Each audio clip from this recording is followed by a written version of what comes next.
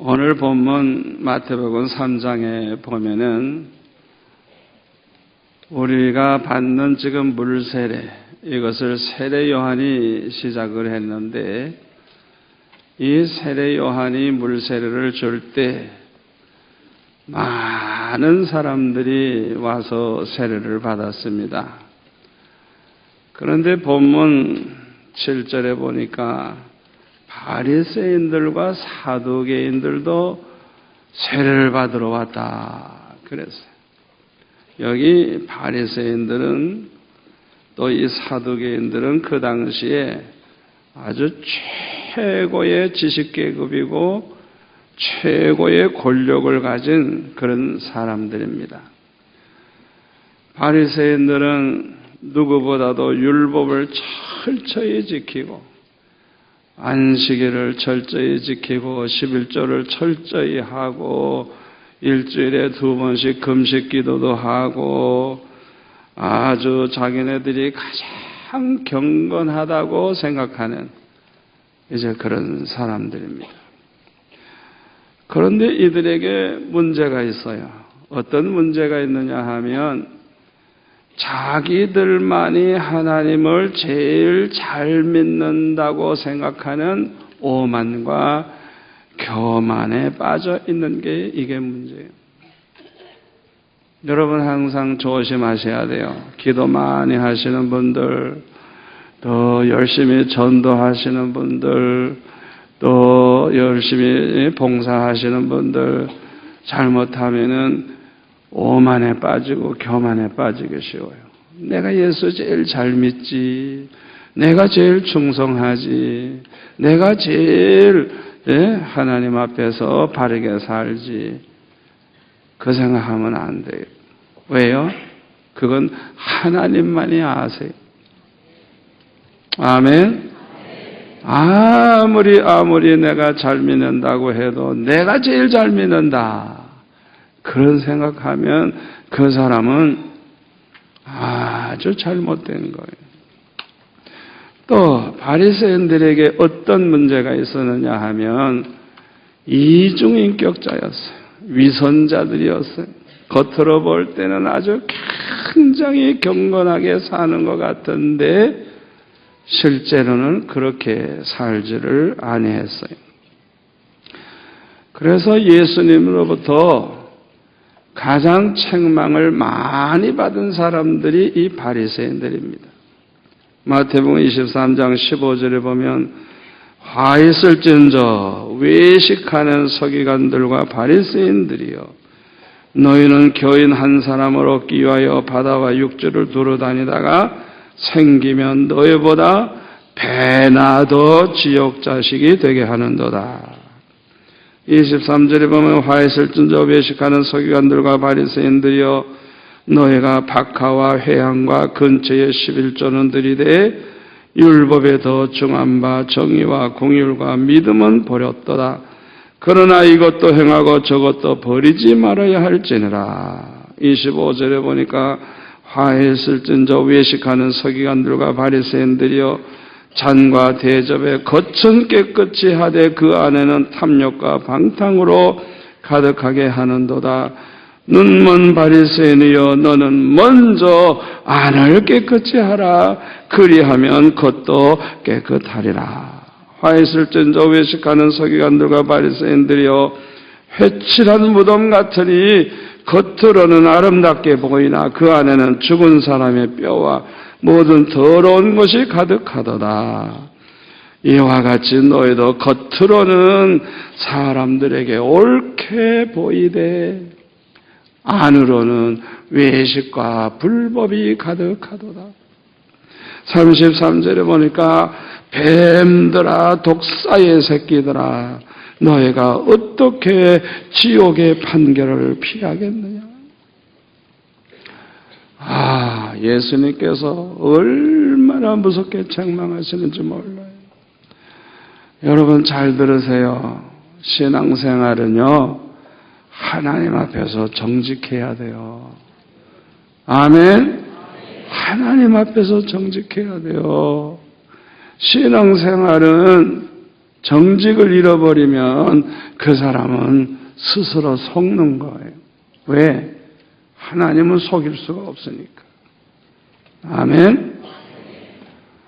우리가 겉은 깨끗하게 했는데 속은 더러우면 되겠어요? 하나님은 우리 중심을 보시는데. 그러니까 바리새인들은 철저하게 이중인격자예요. 하나님을 속일 수가 없죠. 그리고 사두개인은 제사장들이거나 공회원들이었습니다. 다시 말하면 정치 권력을 가진 그런 사람들이었는데 이들은 모세 오경만 믿어요. 부활이나 천국을 믿질 않아요. 내세를 믿지 않아요. 그냥 이 세상에서 잘 먹고 그저 잘 살다가 편안히 죽으면 된다. 그렇게 생각하는 사람들이 하나님의 심판도 안 믿어요. 지옥의 멸망도 믿지 않는 그런 사람들이에요. 여러분 생각해 보세요. 이런 사람들이 어떻게 살았겠습니까? 하나님을 안 믿는 사람들의 삶과 똑같았을 거예요. 왜? 심판도 안 믿지, 천국이나 지옥도 안 믿지, 부활도 안 믿지, 그냥 이 세상에서 살다가 죽으면 끝난다 생각하는 사람들이니까 이 사람들은 아주 무서운 사람들이에요. 그저 이 세상에서 그저 출세하고 이 세상에서 잘 먹고 잘 살다가 죽으면 된다 하는 사람들. 그래서 이들도 예수님으로부터 책망을 많이 들었어요. 그런데 이 사람들도 세례를 받으러 온 것입니다. 세상적으로 아주 지위가 높은 사람들, 출세한 사람들이 세례를 받으러 왔으니까 세례 요한이 예의를 지키고 그들을 환영했을 것 같은데 세례 요한은 그렇게 하지 않았어요. 예수님이 그들을 책망하신 것처럼 세례 요한도 그들을 책망을 합니다. 오늘 보면 7절에 보니까 요한이 많은 바리새인들과 사두개인들이 세례 베푸는 대로 오는 것을 보고 뭐라 그래요? 덕사의 자식들아, 누가 너희를 가르쳐 임박한 진노를 피하라 하더냐? 그러므로 회개에 합당한 열매를 맺고 속으로 아브라함이 우리 조상이라고 생각하지 말라. 내가 너에게 이르노니 하나님이 능히 이 돌들로도 아브라함의 자손이 되게 하시리라. 이미 도끼가 나무 뿌리에 놓였으니 좋은 열매를 맺지 아니하는 나무마다 찍혀 불에 던져지리라. 참 무섭게 책망하죠. 여러분, 왜 이렇게 책망하는 줄 알아요? 이유는 딱 하나예요. 회개하지 않기 때문에 이렇게 책망을 하는 거예요. 여러분 오해하지 마세요.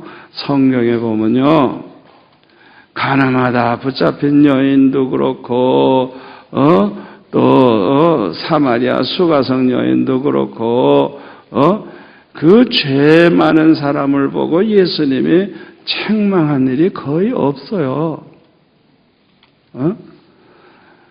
중요한 것은 회개하는 마음이 있느냐 없느냐, 그게 중요한 거예요.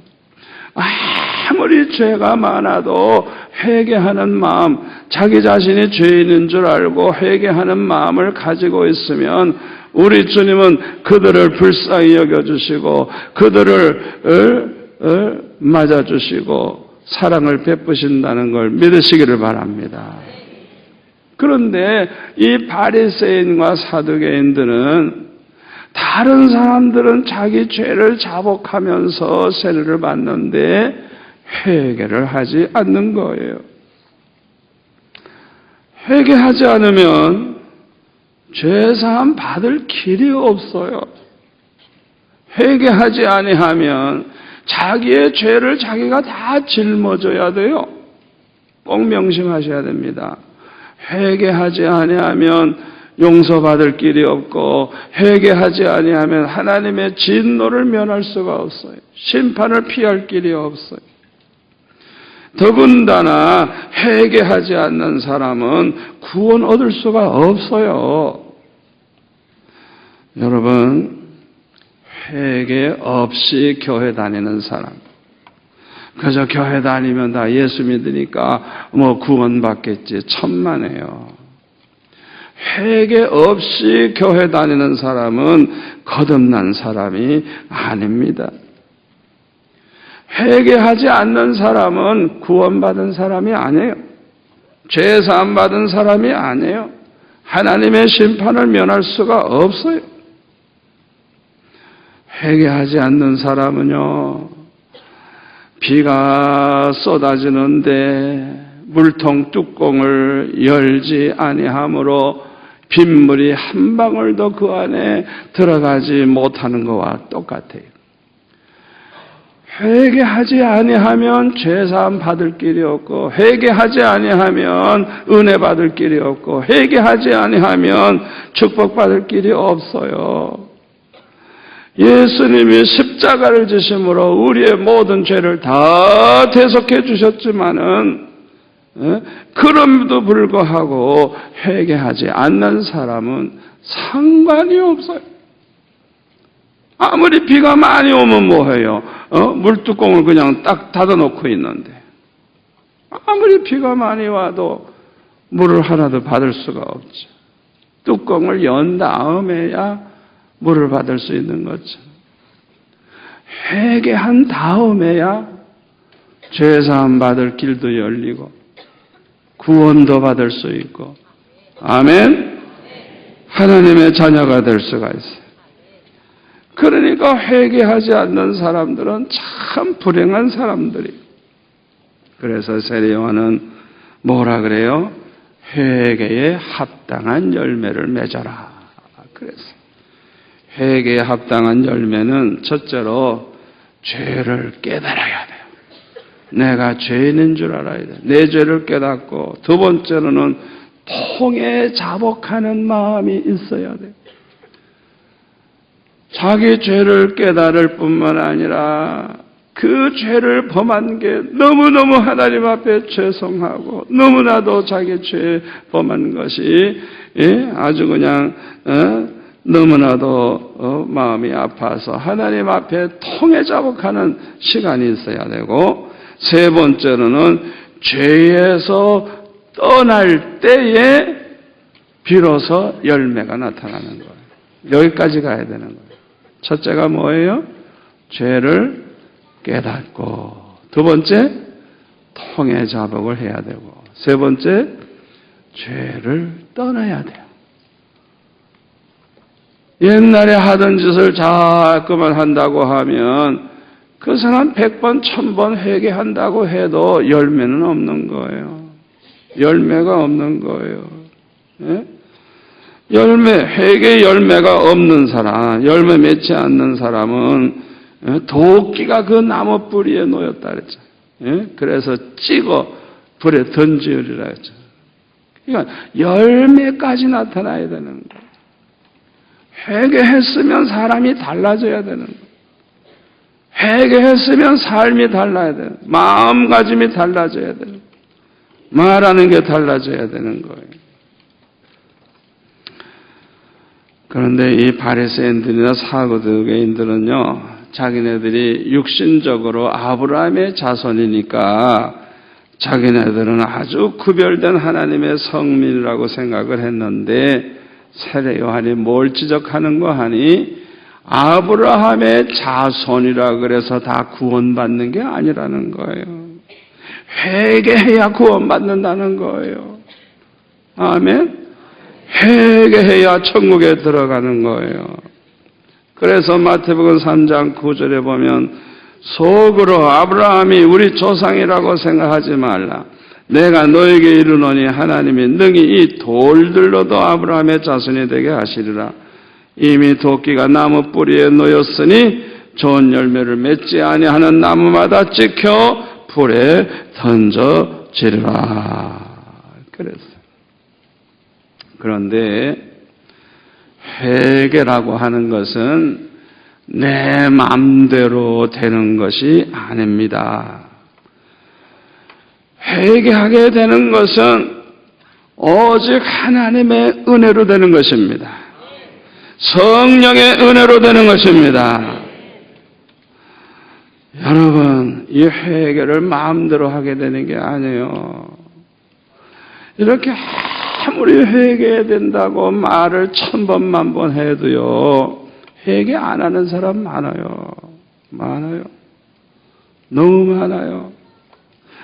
왜 그렇게 회개 안 하느냐? 회개는 내 마음대로 할 수 있는 게 아니에요. 되질 않아. 회개가 되질 않아.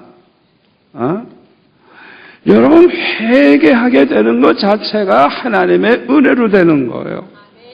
성령의 은혜로 되는 거예요.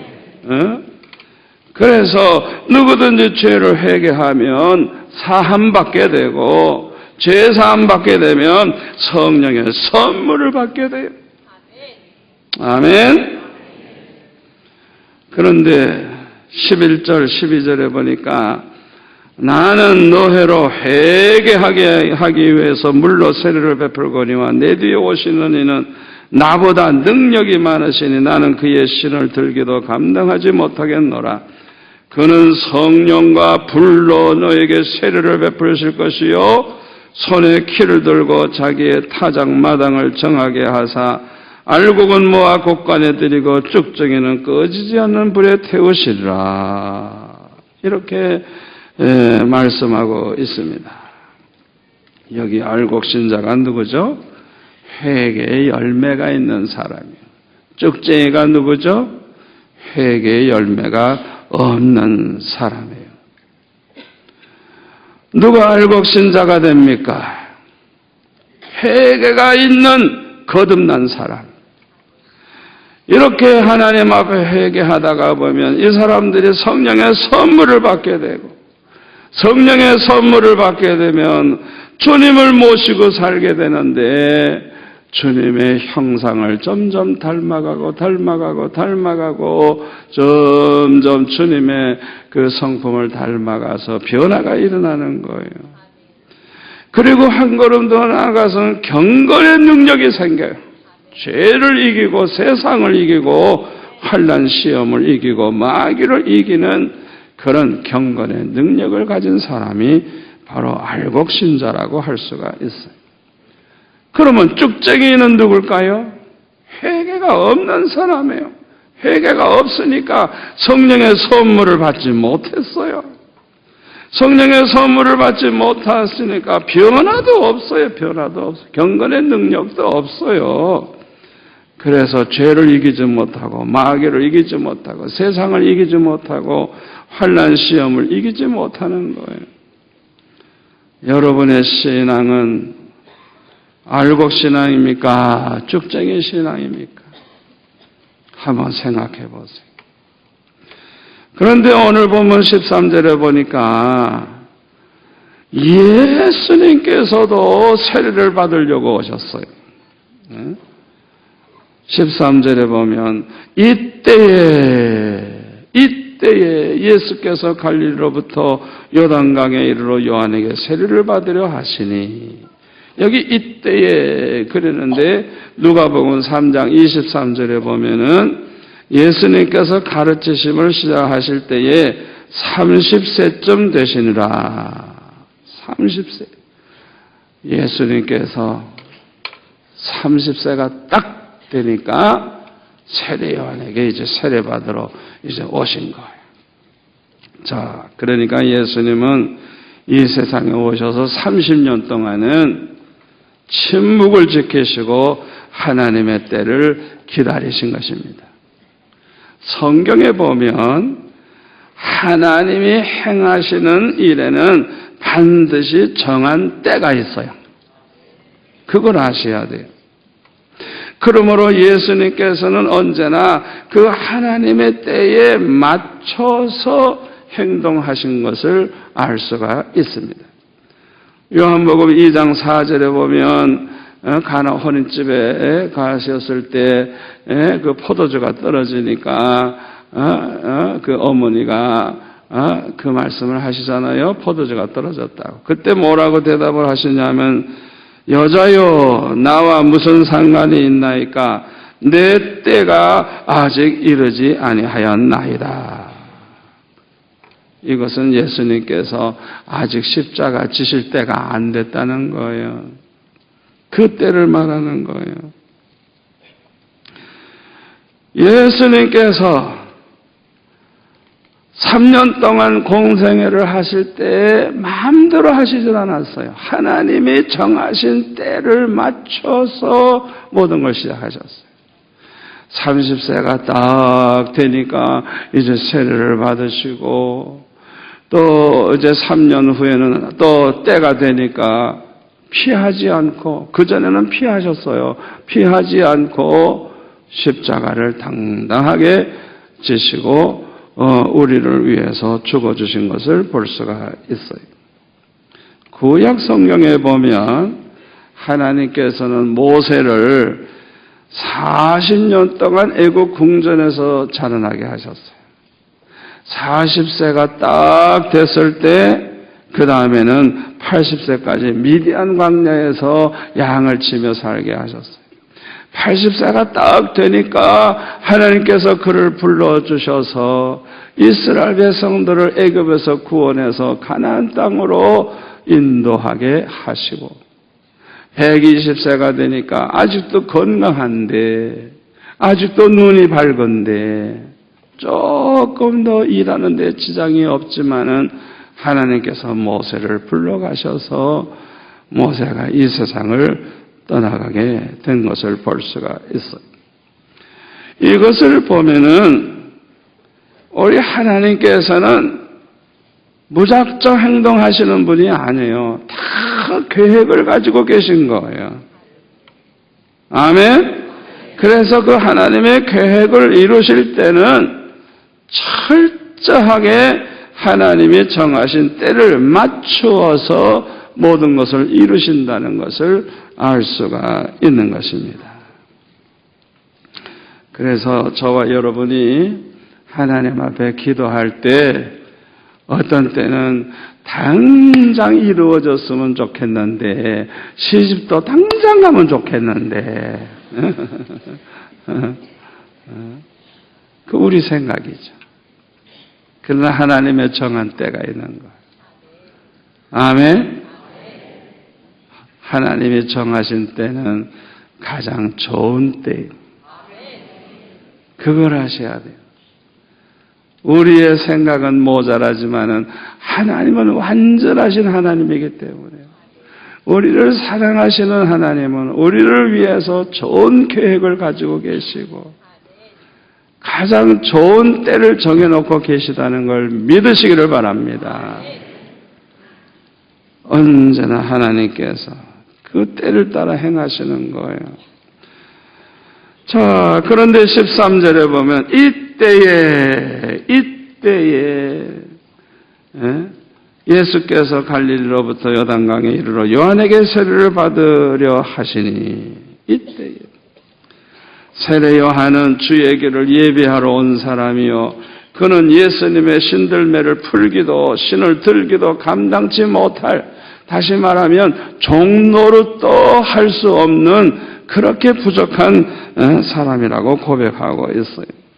그래서 14절에 보니까 요한이 뭐라고 말합니까? 내가 당신에게서 세례를 받아야 할 터인데 당신이 내게로 오시나이까?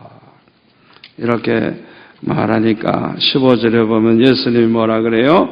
이제 허락하라. 우리가 이와 같이 하여 모든 의를 이루는 것이 합당하니라 하시니 이에 요한이 허락을 했다 그랬어요. 세례라고 하는 것은 그 세례 요한이 죄를 자복하는 사람들을 요단강 물에다가 이 머리끝까지 이렇게 푹 집어넣었다가 이렇게 끄집어내는 그런 방법으로 세례를 줬어요. 처음에 세례는 그렇게 시작이 됐어요. 그러니까 소위 침례를 한다 그러죠. 그 침례교에서 머리까지 그냥 푹 집어넣었다가 빼는 거예요. 이거는 첫째로 죄를 씻는 행위를 가리킵니다. 머리부터 발끝까지 그냥 푹 담갔다가 꺼내는 이거는 모든 죄를 씻는 그것을 의미하는 거예요. 두 번째로는 이것은 죄인이 하나님 앞에 회개하고 그 회개의 표로서 죄를 씻어 정결케 하는 예식입니다. 그리고 이것은 예수님께서 십자가에 못 박혀 죽으셨다가 사흘 만에 다시 부활하신 것처럼 우리 예수 믿는 사람들에게는 옛사람이 완전히 죽어버리고 아멘? 새 사람으로 다시 거듭나게 되는 것을 의미하는 거예요. 그게 세례예요. 자, 이해가 되시죠?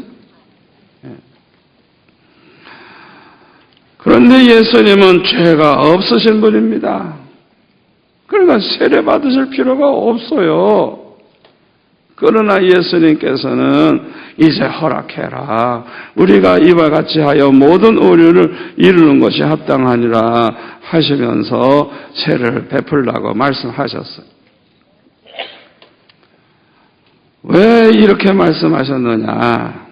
예수님은 우리의 모든 죄를 대속하기 위하여 십자가에 못 박혀 죽으시려고 육신을 입고 이 세상에 오셨기 때문입니다.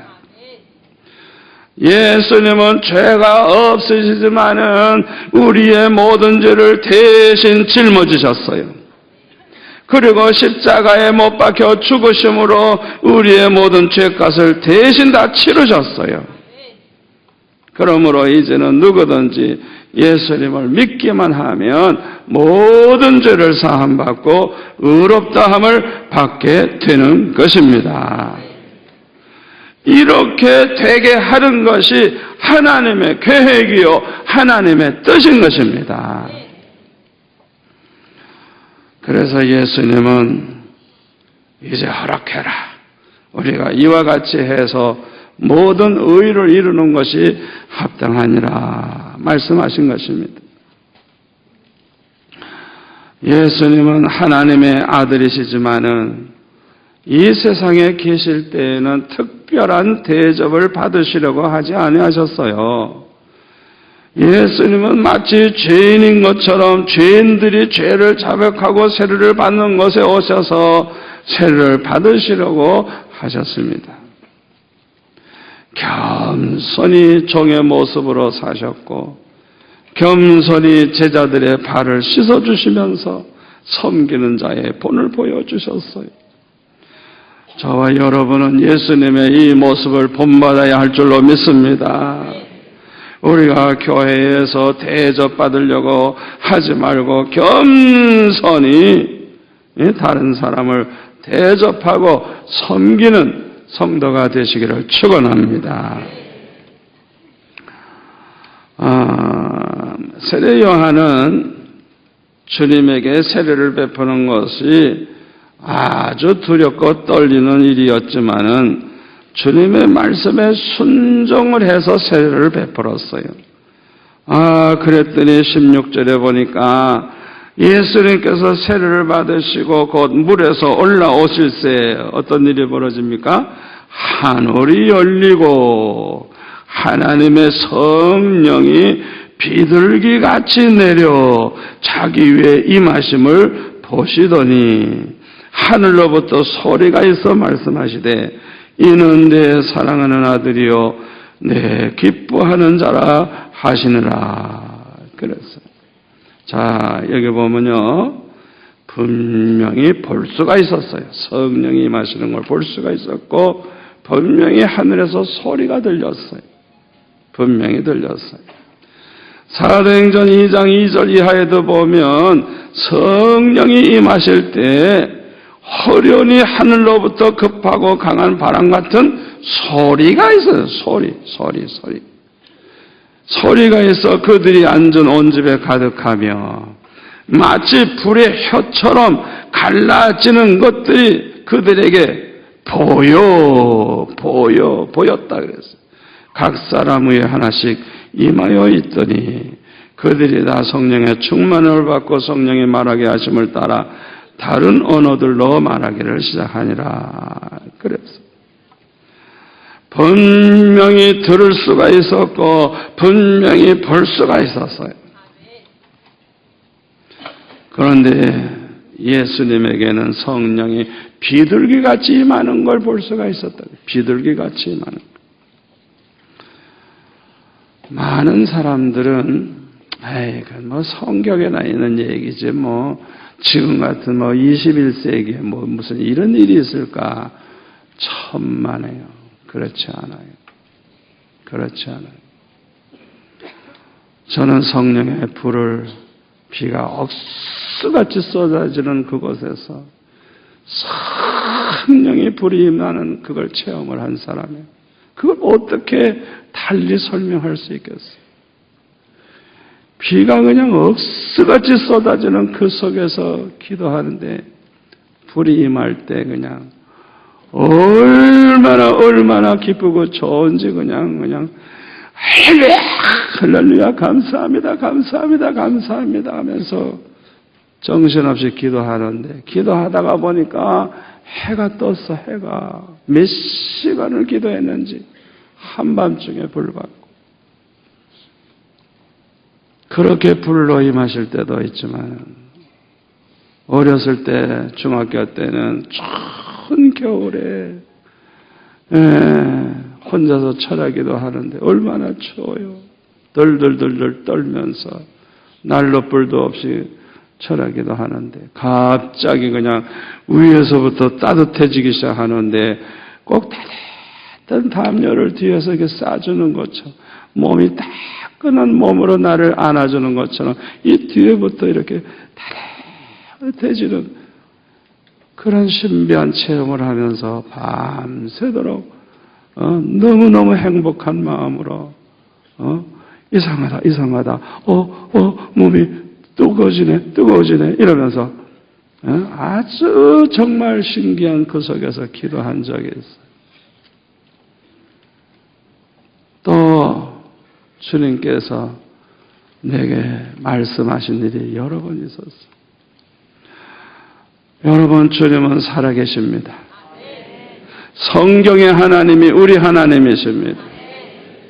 여러분 모두가 다 성령의 불을 받으시기를 바랍니다. 주의 음성을 들으시기를 바랍니다.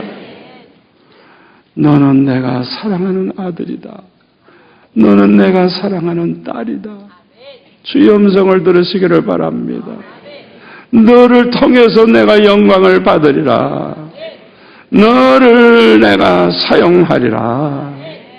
주님의 음성을 들으시기를 바랍니다. 주님의 음성을 듣고 성령의 불을 받으면 담대한 믿음이 생겨요. 얼마나 강한 믿음이 생기는지 몰라요. 너무너무 행복해요. 너무너무 좋아요. 여러분이 이 험한 세상, 악한 세상에서 정말 믿음으로 승리하려고 하면 성령의 불을 받아야 돼요. 아멘. 주의 음성을 들어야 돼요.